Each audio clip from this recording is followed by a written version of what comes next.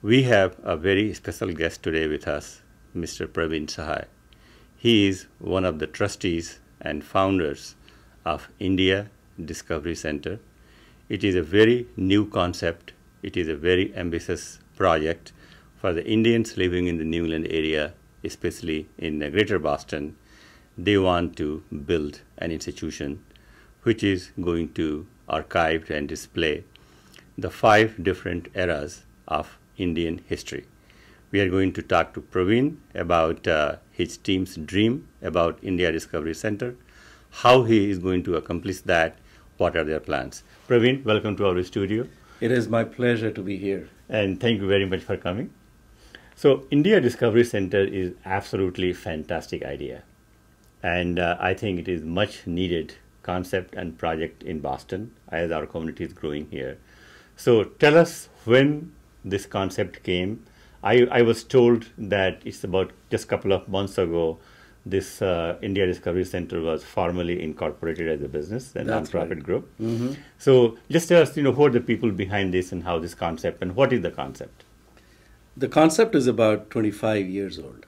Okay. And it was percolating for a long time in the minds of Dr. Vijay Mishra, who is one of the founders.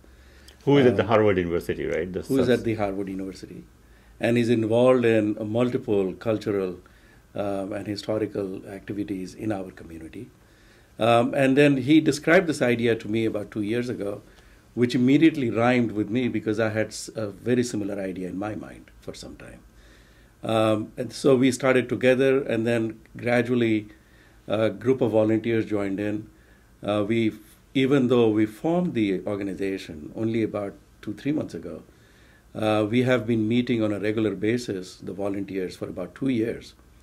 And our activity thus far has been to build teams that would go and research various aspects of the Indian history so that when we start the construction, we already have a good sense of what activities, what ideas, what objects are going to create the most authentic representation of Indian history. And obviously, when you talk about history, a lot of it is not known or not knowable. So the effort is to gather everything that we know and also accept what we don't know, but really create a center of learning that becomes a center of authority. So you're also talking about the physical structure building. That's right. So just can you talk a little bit about that? What is the plan for that? So the permanent museum will be constructed in the Boston metro area, and for which we are expecting to spend at least $50 million.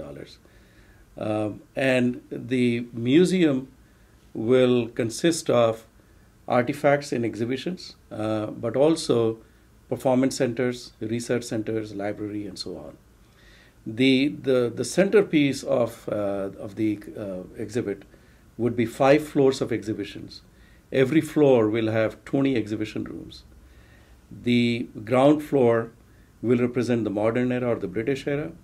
And as you go up the level on the museum, you go back in time. And you will be going from the British era to the Mughal era to the Hindu era, the Buddhist, and the Vedic era. And we will also have vertical tracks connecting those different floors. So if I went in and I just wanted to explore the evolution of science or Ayurveda or yoga or culinary, then I would know, I will have a map which will say, you go to exhibit number so and so on every floor. So I can do that. So now this is $50 million is a very ambitious project. Who are the other people who are involved in this group? So besides Vijay and I, the other 3 trustees are Chandrika Govardhan. She lives in Lexington, culturally very astute lady. Siddh Patnaik, he's an attorney in Boston. He's the general counsel.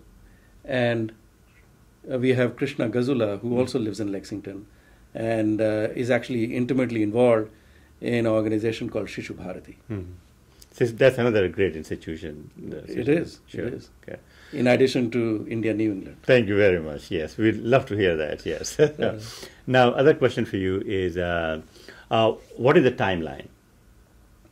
The research activity which is going on will continue,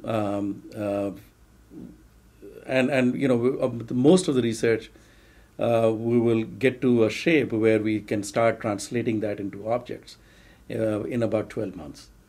The fundraising process will begin next year, and the construction project, starting with the purchase of land site, will begin in 2017. After that, it will probably take us 3 years to get to a level where you are able to start the activity in the museum, and the construction will probably continue beyond. Okay. Now, the tough question is, raising $50 million is not an easy job. So, how you plan to do that? The anchor investments for the museum will come primarily from corporate sponsors. And that's why we're putting in so much effort in researching, so that when we do go out to corporations such as Microsoft or Intel or Cisco, we have a representation body of research that they can look at and say, this is authentic, this is useful, this is enriching for the community, and is very relevant for not only their current employees, but also future generations. Because remember, all of these organizations have significant proportion of Indian employees. But then this idea is not only for Indians, but also the future generations, as well as the broader community, because as you have seen over the last 30 years, a rising global interest in everything Chinese. Sure. Now we are seeing, and we will be seeing, a lot more interest in everything which is Indian. And there is a gap in knowledge, there is a paucity. We ourselves don't know much, and what we do know is often polluted by what the British masters wanted us to believe. So a lot of richness is clouded, and we want to make sure that we can find whatever there is to find, because there is tremendous amount of work being done on the grassroots level all across India and the rest of the world to discover and uncover a lot of what has been either clouded or misrepresented.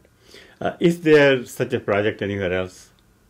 As an India Discovery Center, Yeah. no. But there are, we have already met multiple people, groups which are involved in, say, just Sanskrit research, or on Vedic mathematics, or on Ayurveda. And there are multiple groups around the world, Indian as well as non-Indian, that are involved in projects. And we were just talking about how technology has enabled people and activities and research communities to get together, and we will be able to pull on all of those resources. It's very desirable to have one place where you can collect and gather and represent all of the work which has been done, which is very segregated and diffracted so far.